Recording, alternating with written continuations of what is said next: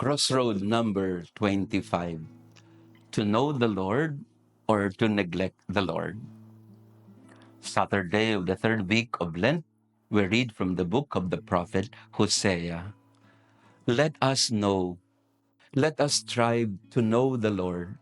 As certain as the dawn is his coming, and his judgment shines forth like the light of day.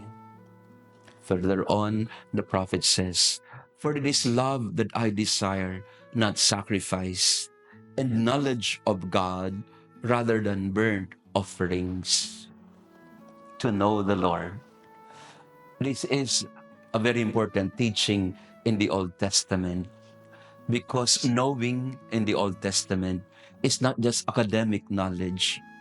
When the Bible says to know the Lord or to have knowledge of God, what the Bible refers to is an intimate relationship with the Lord. In fact, the Hebrew word for knowing, yada, is a word that refers to the intimate knowing between husband and wife. To know another person is to have an intimate connection with him or her. And this is also what the Lord wants us to do and what He wants us to develop in our life.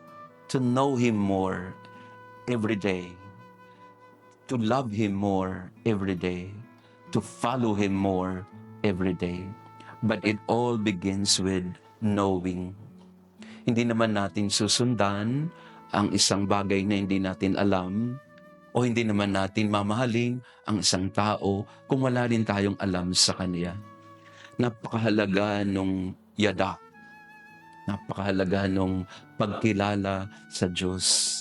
At gayon din naman sa ating mga pakikipag-ugnayan sa ating mga kaibigan, mga mahal sa buhay, o kaya mga katrabaho. We are invited to know them more so that we can relate better to them and we can become friends with them. Sa panahon ngayon, mas madali ang maghusga ng iba na hindi naman natin kilala, lalo na sa social media. Napakadali natin na maglagay ng comment, magbigay ng opinion sa mga tao na in the first place, hindi naman natin kilala.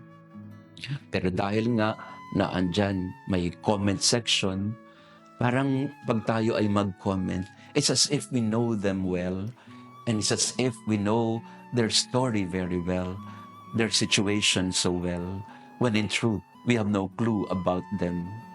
Pero syempre, ito na yung panahon natin ngayon.